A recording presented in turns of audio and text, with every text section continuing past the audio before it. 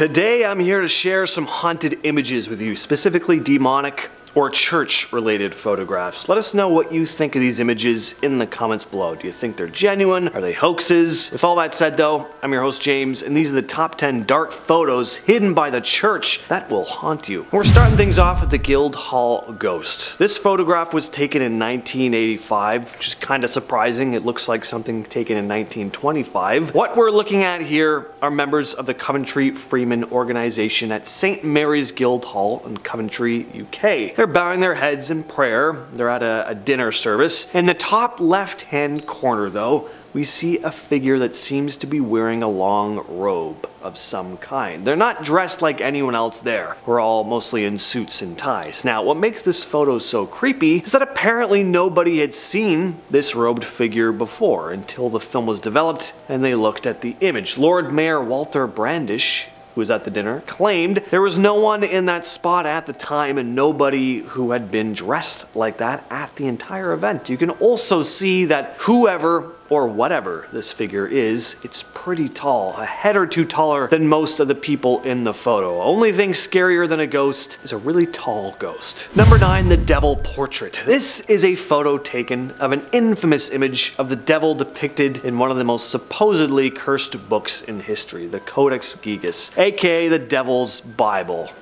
Yeah, the Devil's Bible. Wonder why the church wouldn't want this book getting around. It's believed to have been written between 1204 and 1230, year-wise, not time of day, and changed hands several times before being housed in Sweden's National Library in 1768, where it still sits today. The book contains the Old and New Testament, as well as a plethora of other information of the time, but it's the magic spells that place the book in that cursed category, as well as the image of the devil, of course. And legend has it that this is not just any mere depiction of Satan. There's a dark tale behind it. It's said that the Codex Gigas was written by a monk who had broken his vows in some way and was being sentenced to death. There are many versions of the tale, but the point is he attempted to cut a deal. If he could write a book containing all the world's knowledge in a single night, his life would be spared. This is of course an incredibly unfair and impossible task, unless you have some sort of deity helping you, right? And said monk was tempted by the devil himself and ended up selling his soul to him in order to help complete the book. And this demonic portrait is actually said to be Satan's own doing, his very signature, which he signed at the end. It's also, in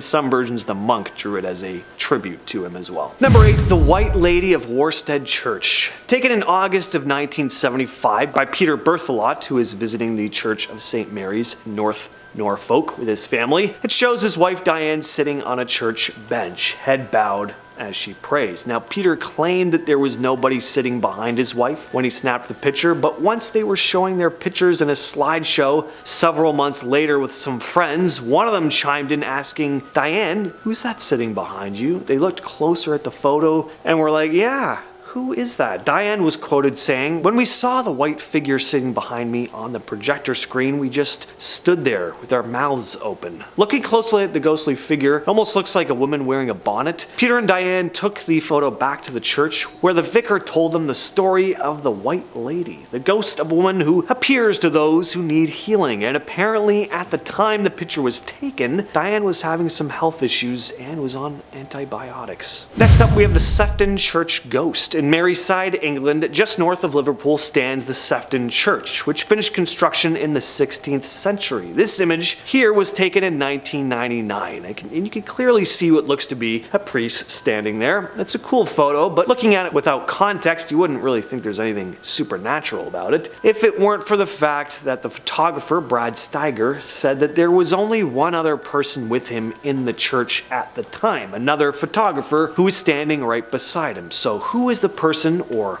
specter in this picture? Could it be the spirit of a former priest that still lingers within the walls of the church, or is it the same ghost that apparently haunts a pub next door called the Punch Bowl? Maybe it's both. I looked it up on Google Maps. The Punch Bowl is still there, literally right next door. It's an old-timey looking pub. It could be haunted for sure. At number 6, we have the Hospital Demon. This next image is incredibly mysterious, as there's not a lot of information on it. All we really know, or at least have been told, is that the image was supposedly snapped by a nurse at an unknown hospital in an unknown state. It was taken on a security camera and shows a patient lying in bed, and crouching on top of them is what looks to be some sort of demonic entity. It looks very much like your archetypal devil. You can see what looks like horns on its head. Its legs almost look goat-like with hooves. It's very creepy, even if it is a total hoax. Again, there's not much information on this image, but apparently the entity appeared briefly, and just a few hours after it showed up, the patient died. Is this the image of a genuine demonic entity waiting for the patient to pass before dragging them to hell? Is it just a hoax? Let us know your thoughts in the comments once again. And we're going back to the realm of cursed books now with the Grand Grimoire. This image here is one of the many illustrations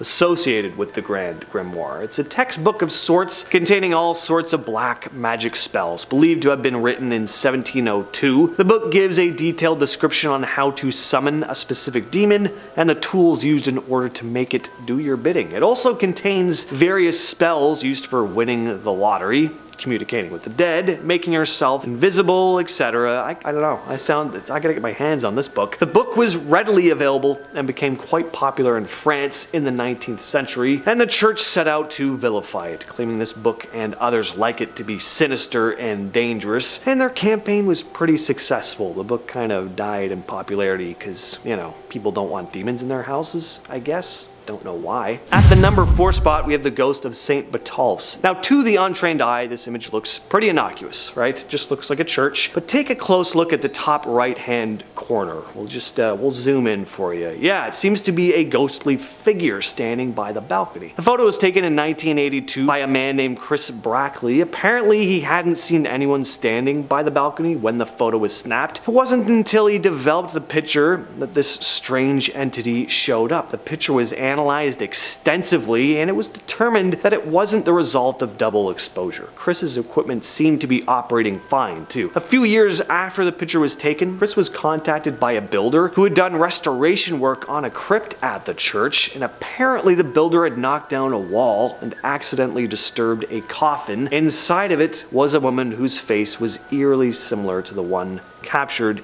in Chris's picture. This next image was posted to Reddit by Reddit user u/luciddream a few years back with the caption, "Real ghost or demon on the reflection of one of my friend's photos." Now, this is an image that would be really easy to fake, of course, but all the same, I hate this. This is a freaky picture and it makes me uncomfortable. It's hard to make out exactly what we're looking at here, but it's a picture taken of a mirror and you can see the reflection of a woman lying on the bed, and behind her is, yeah, I don't know what. I hope it's a dog, but it looks more like some sort of ghostly or demonic entity with a mane of messy black hair, very Grudge-esque. It's just your perfect example of a cursed image. There's just something off about it. I don't have a whole lot to say about this one, as there's not a lot of info on it, but it's eerie.